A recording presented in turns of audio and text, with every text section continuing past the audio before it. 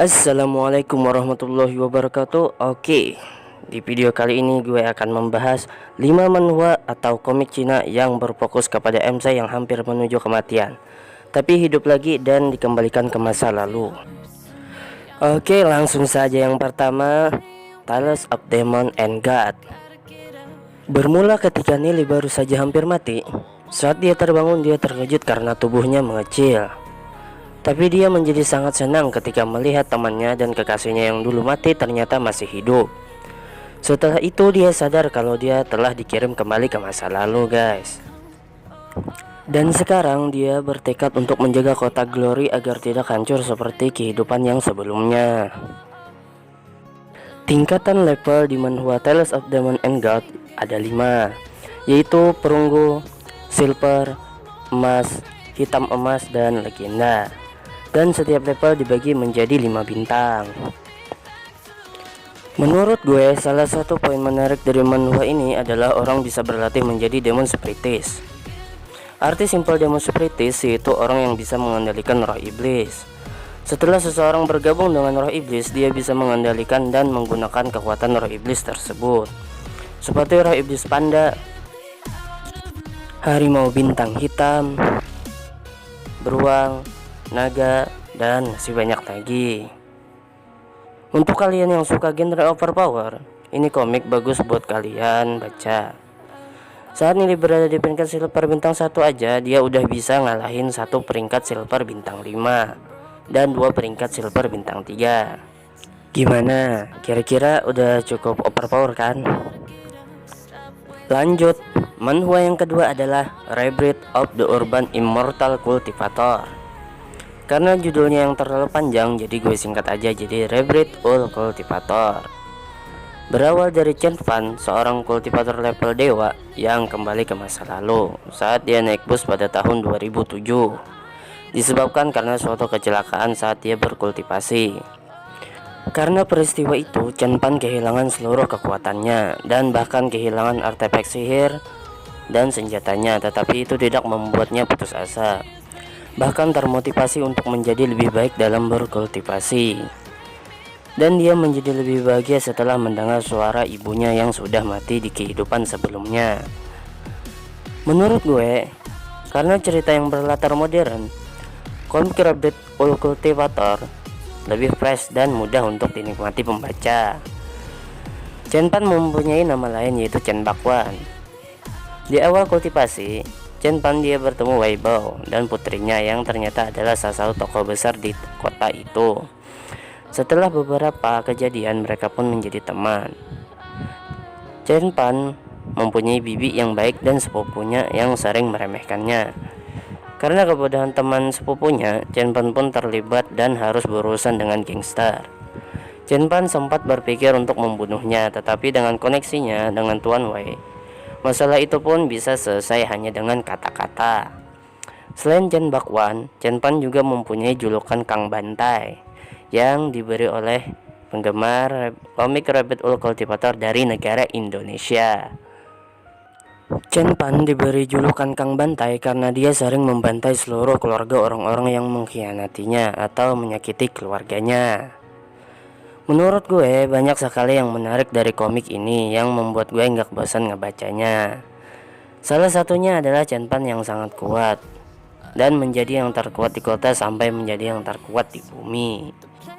Dan bukan itu aja yang menarik dari manhwa ini, guys. Setelah dia tidak mempunyai lawan di bumi, dia pergi ke alam-alam lain untuk menjadi lebih kuat, seperti alam Xianmen dan alam-alam di bintang yang lain. Dan di sana sangat banyak musuh yang kuat menanti Chen Fan. Sebenarnya masih banyak poin-poin menarik dari manhwa ini, guys. Tapi karena udah kelamaan, mari kita bahas komik yang selanjutnya aja. Oke, manhwa yang selanjutnya adalah I Have Dragon on My Body. Berpusat kepada seorang kaisar surgawi yang dikhianati dan ditusuk dari belakang oleh pangeran karena ingin naik tahta, tetapi sebelum kematiannya, telur naga hampir menetas malahan masuk ke tubuh Monan. Dan ternyata dia kembali ke masa 300 tahun yang lalu. saat dia masih muda dan bertepatan saat dia ingin mengambil ujian masuk ke perguruan tinggi. Manhwa I Have Dragon on My Body juga berlatar modern. Jadi bagi kalian yang udah pernah baca manhwa berlatar modern, kalian pasti bisa menebak alur cerita sama bagian menarik dari manhwa ini guys. Yang sering buat jengkel pembaca manhwa ini adalah Monan yang kesabarannya udah tingkat dewa. Ya gue udah termasuk sabar aja, jadi kesel aja gitu. Sampai gue pernah mau cari novelnya biar bisa baca di mana tuh karakter sampingan karena getahnya. Sudah sering dihina tapi diem aja. Bahkan ada yang lebih dari 100 kaptar menghina dan ngerendahin dia. Malah baru kena hajar. Pokoknya nih manhwa ngetes kesabaran lo banget. Bikin lo kangen sama manhwa Chen Bakwan yang sering bantai karakter sampingan yang gak ada akhlak. Sampai-sampai pembaca manhwa I Have Dragon on My Body dari negara Indonesia ngasih dia gelar kultivator tersabar sejagat manhwa guys. Tapi jangan salah paham dulu. Manhwa ini sangat seru loh guys. Pokoknya kalian gak akan nyesel baca manhwa ini guys. Manhwa berikutnya adalah Wang Gusen Wang. Berpusat kepada Suhan yang kembali ke masa dia masih SMA dan tidak punya kekuatan guys. Untuk pembukaan manhwa Wang Gusen Wang menurut gue lumayan menarik. Suhan yang mendapat kesempatan kembali ke masa lalu ingin bersiap untuk perubahan aura di bumi. Tapi dia dihentikan oleh seorang wanita yang diberi surat cinta oleh Suhan di masa lalu. Tapi Suhan ingat dengan jelas bahwa dia dijebak dan diperas di masa lalu. Suhan pun menyuruh gadis itu untuk menilai dirinya sendiri. Dan pacar gadis itu yang baru saja datang langsung mencari masalah dengan Suhan dan menyuruh Suhan untuk memberinya uang. Tapi bukannya mendapatkan uang, dia malah mendapatkan tendangan manja dari Suhan. Oke, kembali ke cerita utama. Dengan kehidupannya yang kedua, dia bertekad untuk menunggu musuhnya di kehidupan sebelumnya dan menghancurkan semuanya.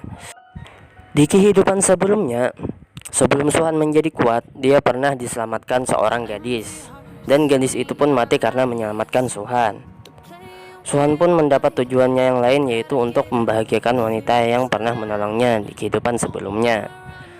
Salah satu poin menarik dari manhwa ini menurut gue adalah Suhan yang sangat overpower dan bisa ngalahin orang yang kultivasinya lebih tinggi dari Suhan. Dan dia juga pintar, jadi nggak akan bikin lo emosi nggak jelas. Masih banyak poin menarik dari manhwa ini, tapi menurut gue sampai segini udah cukup. Jadi kalau penasaran baca sendiri aja komiknya. Lanjut, manhwa berikutnya adalah Cultivation Return on Campus. Akibat suatu peristiwa, Chuyi yang sudah hidup selama 1000 tahun kembali ke masa lalu saat dia masih menjadi guru SMA. Di kehidupan sebelumnya, Chuyi berada di sekte Tai Chi dan menguasai teknik tertinggi dari sekte Tai Chi, yaitu Tai Chi Heart. Chuyi juga memiliki kemampuan meramal guys. Tuh kan jatuh. Makanya kalau dikasih tahu jangan ngeyel Maimunah. Chuyi adalah orang yang sangat menghargai profesi seorang guru, dan sebagai guru dia sangat menyayangi murid-muridnya. Ketika Chuyi tidak sengaja melihat salah satu muridnya yang sedang bekerja di sebuah bar akan dilecehkan oleh beberapa orang, Chuyi yang sangat marah dan bahkan langsung mengancam akan membunuh orang yang mencoba melecehkan muridnya. Seperti biasa yang terjadi di kebanyakan komik Cina, itu juga berlaku di manhwa Cultivation Return on Campus. Yaitu ada yang ngeremehin atau cari masalah sama MC. Terus MC nunjukin kekuatannya dan pengaruhnya. Jadi musuh jadi ciut dan MC ngasih pelajaran sama musuhnya. Walaupun begitu, ini komik adalah salah satu yang gua rekomendasiin banget buat kalian baca, karena ceritanya nggak ngebosanin. Dan masih banyak lagi poin bagus dari manhwa ini. Di awal MC memang masih lemah, tapi kalau lo baca novelnya, nanti lo bakalan tahu kalau komik ini juga nggak kalah overpower kayak komik Babang Ceng Bakwan ya, Chen Bakwan. Oke, sampai di sini dulu video gue. Jangan lupa like and subscribe untuk dukung channel gue biar gue semangat bikin videonya. Assalamualaikum warahmatullahi wabarakatuh.